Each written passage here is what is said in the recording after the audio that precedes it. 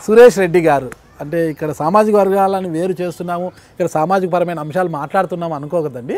ఇది అందరికీ కూడా చెప్తున్నాను. అంటే టీఆర్ఎస్ అంటేనే ఇది ఒక వెలమల పార్టీ, దొరల పార్టీ అంటుంటారు అనమాట. ఇక్కడ అంతా కూడా అధికారము వెలగబెట్టేదంతా కూడా వెలమ దొరలేదు వెలగబెడుతున్నారు. అంటే రెడ్డి సమాజ వర్గానికి తీసుకుంటే కాంగ్రెస్ పార్టీలోనే ఆ సామాజిక వర్గానికి ఎక్కువ పెద్దపీట ఉంది. ఈరోజు ఉన్న అధ్యక్షుడు కావచ్చు, ఇతర నాయకులంతా కూడా ఆ సామాజిక వర్గం వాళ్ళు ఎక్కువ ఉన్నారు అంటున్నారు.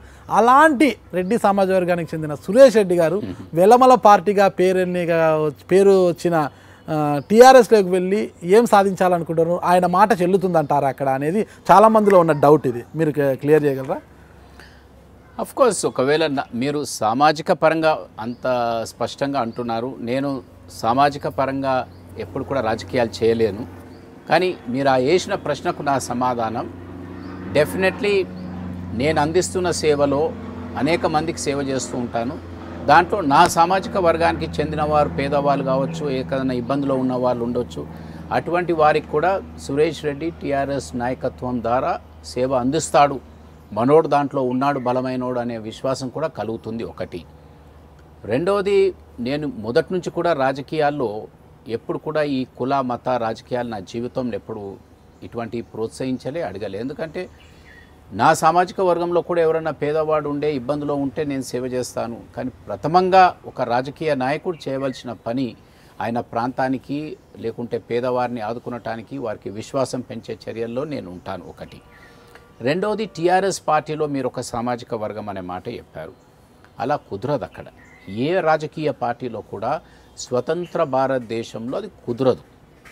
ఉంటుంది నిజమే, ఒక సామాజిక వర్గానికి చెందిన నాయకత్వం ఉంటే ఆ సామాజిక వర్గానికి ఒక విశ్వాసం వస్తుంది, నమ్మకం వస్తుంది, అరే మావాడు అక్కడ ఉన్నాడని.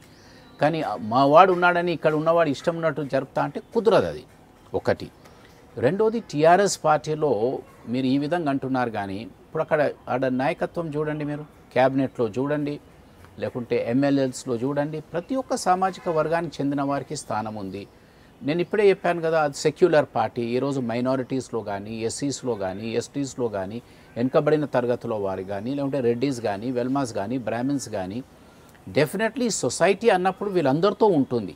వీరందరికీ న్యాయం జరిగే విధంగా ముఖ్యమంత్రి గారు చేస్తారనే ఒక విశ్వాసం ఉంది. లేకుంటే తెలంగాణ ఉద్యమ సమయంలో వారికి నాయకత్వం ఎందుకు అప్పచెప్తారు? తెలంగాణ ఉద్యమ సమయంలో ఈ ప్రశ్నలు ఎందుకు రాలేవు? తెలంగాణ ఉద్యమ సమయంలో ఇటువంటి అనుమానాలు ఎందుకు రాలేవు? సాధారణంగా ఒక అధికారంలో ఉన్న పెద్ద మనిషికి ఇటువంటి కోణాల నుంచి విమర్శలు జరగటం సాధారణమే. ఇప్పుడు కాంగ్రెస్లో ఉంటే ఫలానా సామాజిక వర్గం, ఇంకో పార్టీలో ఉంటే ఆ సామాజిక వర్గం అనేది ఉంటుంది. కానీ బై అండ్ లార్జ్ ఇవన్నీ కూడా నేను I don't agree with this. ఉంటుందచ్చు, చెప్పుకునటానికి ఒక సామాజిక వర్గం మంచి ముఖ్యమంత్రి అయింది అనే మాట ఉంటుంది, దాన్ని ఎవరు మార్చలేరు. ఇప్పుడు నేను రెడ్డి అయితే ఈ రెడ్డిగా ఇది ఏదో పొజిషన్లో ఉన్నాడని చెప్పొచ్చు, లేకుంటే ఇంకొక ఆయన ఫలానా సంఘానికి సంబంధం ఉన్న వాళ్ళు ఉండొచ్చు. ఆ సామాజిక వర్గం కొంచెం గర్వపడవచ్చు మావాడు ఉన్నాడని. అంతేగాని రాజ్యాంగ బాధ్యతలతో నడిచే కార్యక్రమాలు ఇవి. పొలిటికల్ ఫిలాసఫీ ఉంటుంది, మీ మేనిఫెస్టో ఉంటుంది, ఇవన్నీ కూడా they will come in to play. KTR గారు మీ ఇంటికి అనుకోకుండా వచ్చారా, అంటే కాకతాళీయంగా, అంటే అనుకోకుండా అన్ఎక్స్పెక్టెడ్గా వచ్చారా, లేదా ముందస్తు సమాచారంతోనే వచ్చారా కేటీఆర్ గారు మీ ఇంటికి? లేదు, డెఫినెట్లీ నాకు ముఖ్యమంత్రి గారితో మాట్లాడిన తర్వాత నేను ఆలోచించే సమయంలో మళ్ళీ వారు వచ్చారు నా దగ్గర.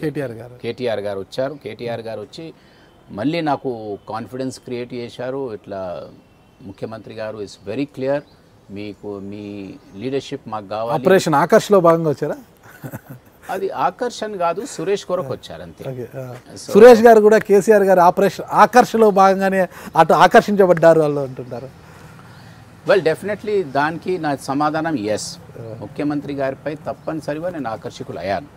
అవడానికి కారణాలు ఇంతసేపు చెప్పుకుంటూనే వచ్చాను. సో డెఫినెట్లీ కేటీఆర్ గారు నా ఇంటికి వచ్చినప్పుడు చాలా స్పష్టంగా గౌరవ ముఖ్యమంత్రి గారు మీతో మాట్లాడారు. గౌరవ ముఖ్యమంత్రి గారు మళ్ళీ నన్ను పంపారు, we are extending an invitation, please join the TRS party అని. అంత గౌరవం ఇచ్చి, నాపై నమ్మకం చూపించి, విశ్వాసం చూపించి, ఒక పెద్ద నాయకుడు ఒక మంత్రి గారిని నా ఇంటికి ఒక గౌరవ శాసనసభ్యులతో సీనియర్ నాయకులతో ఇంటికి వచ్చినప్పుడు దట్ ఇట్ సెల్ఫ్ రిఫ్లెక్ట్స్ వారికి నాపై ఎటువంటి అభిప్రాయం ఉందనేది. So definitely I want to work with him and do my duty.